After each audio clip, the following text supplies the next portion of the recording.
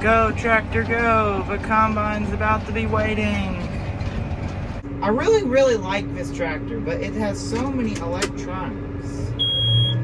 It won't even let me put it in forward.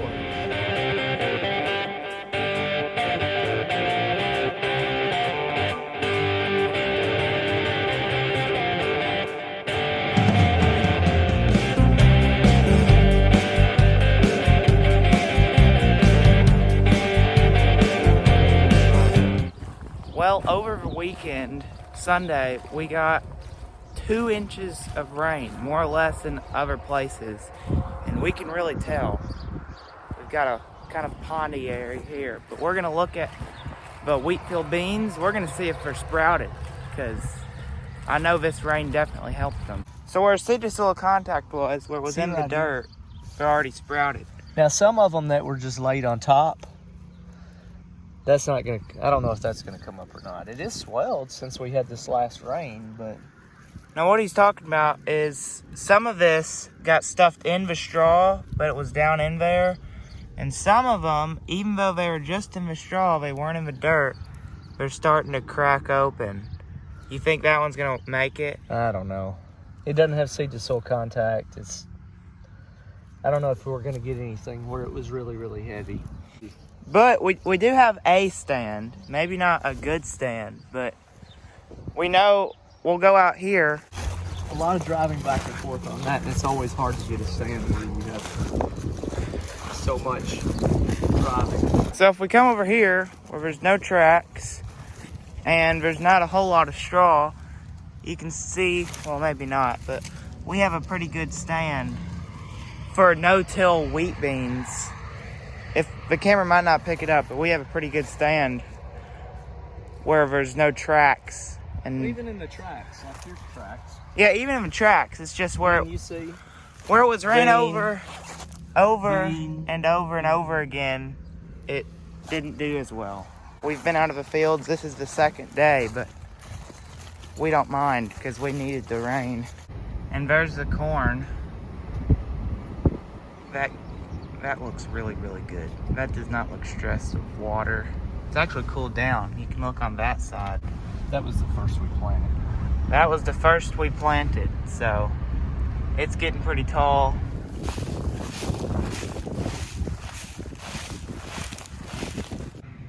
Welcome back, everybody. We are on our last field of wheat. In fact, I'm moving the pivot right now so we can go around it. The combine's up there, harvesting. We should be able to get the wheat done or almost done today.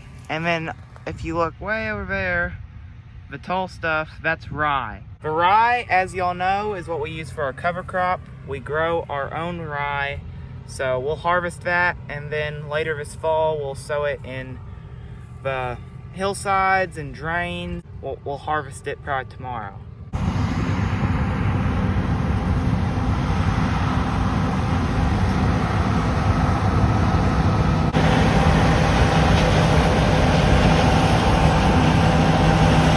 Okay, I'm done with irrigation, moving. Now back to the tractor. I think I like this a lot more than irrigations. Alrighty, I can see him coming. So I'm gonna go ahead and start up the tractor so I'm ready. And whenever he gets over here, I'll go ahead and start moving.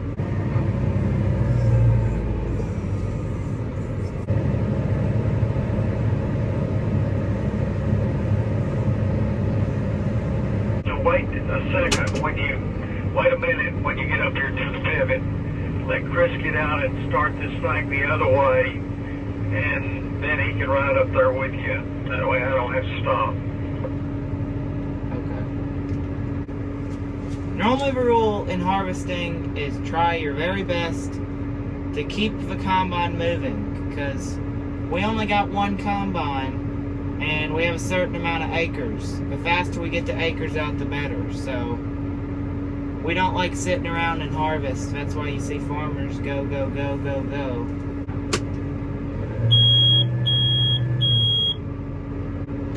This seat sensor is a piece of junk. on all these newer 8Rs, almost every single one of the seat sensors is bad.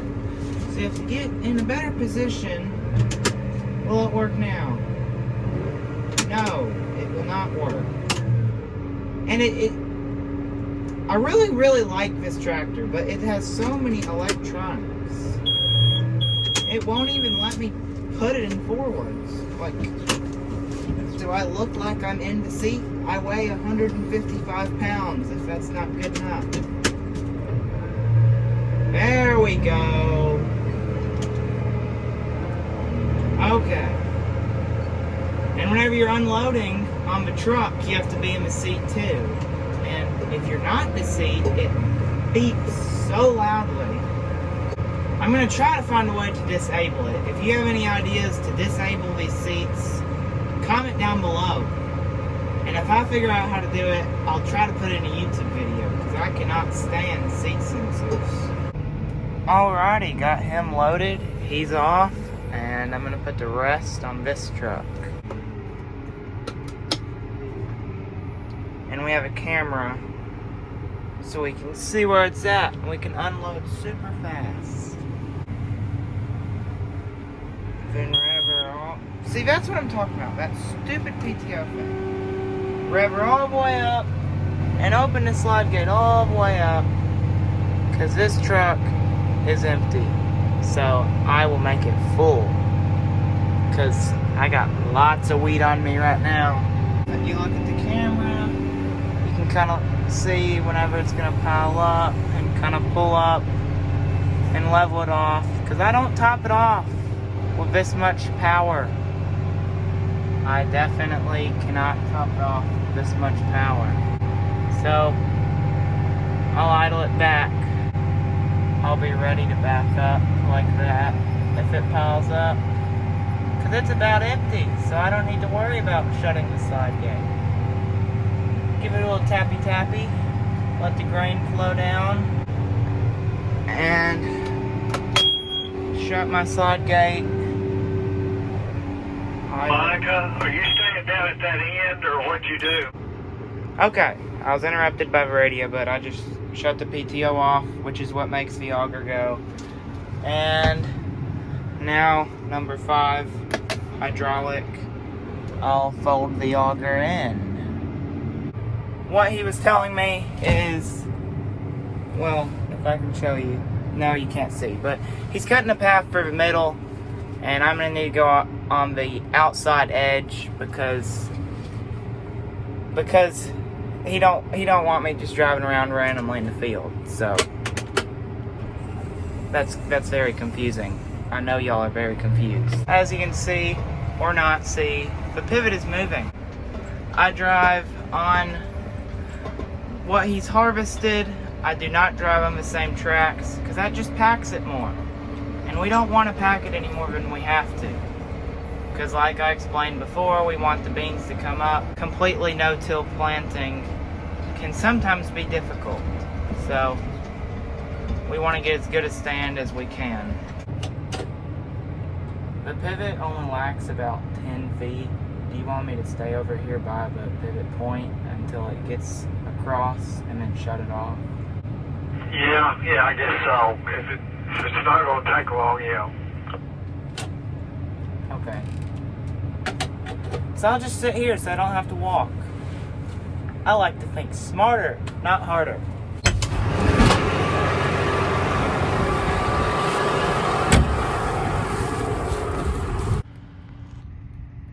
Way down there, if you can see where he hasn't cut. And that one tower right here. I'll get it across it and then shut it off. Okay, got it turned off, but he's about ready where he's gonna need me, so I better go up there to him. Go, tractor, go. The combine's about to be waiting. Dumping. Had to back up. He's gonna do some end rows.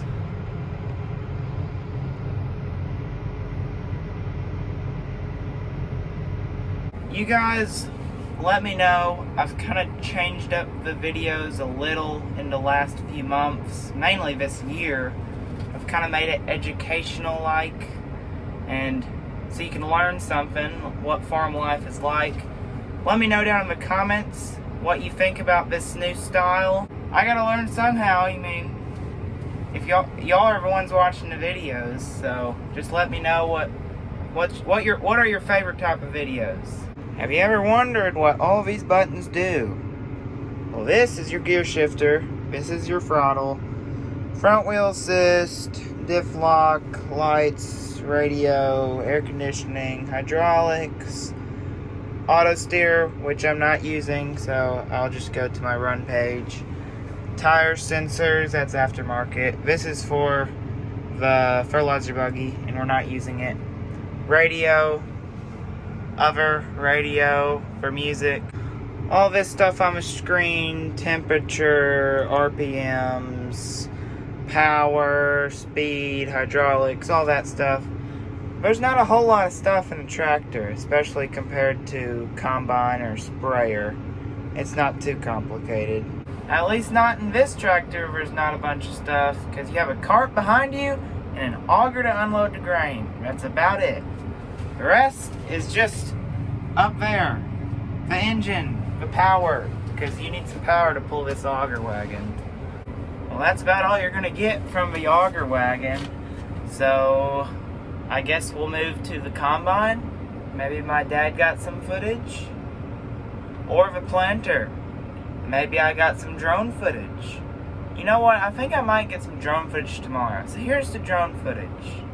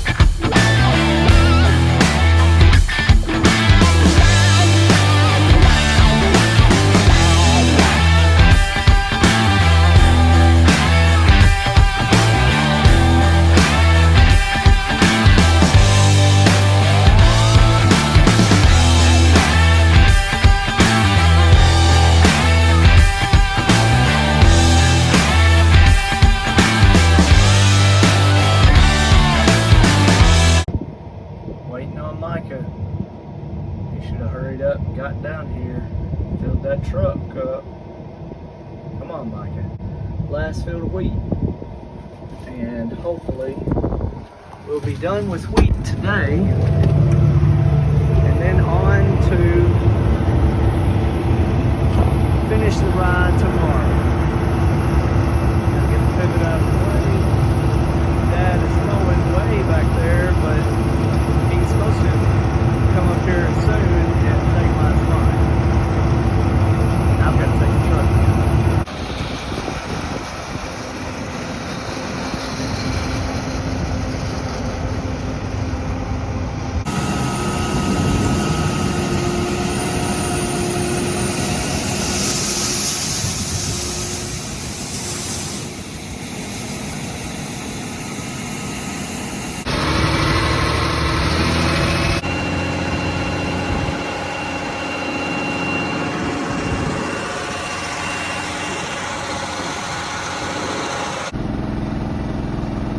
Fill up with chemicals and seed, and it's 5:15.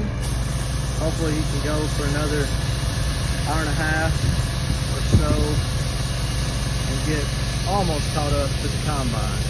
You guys might be wondering, how long does it take us to fill up? Well, If we've got 2 or 3 people helping with the seed and then one person doing chemicals, about 15 minutes. It's a little bit after dark, and we are just finishing up the wheat. He's dumping it on me, and Okay, head up here towards the road, park it. Try not to drive here where all these tracks are. okay. He just told me we're gonna head up front, and then we'll be done for the night.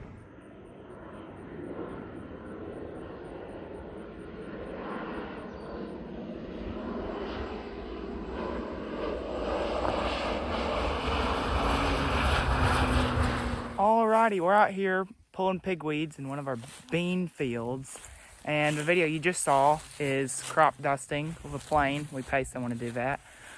But that's gonna be for a wrap for today's video. Next video is gonna be a lot of airplane, fungicide, and some pigweed action. Just kind of the necessary jobs we have to do in the summer. So if you liked the video, make sure you like, comment, and subscribe, and we will see you in the next one.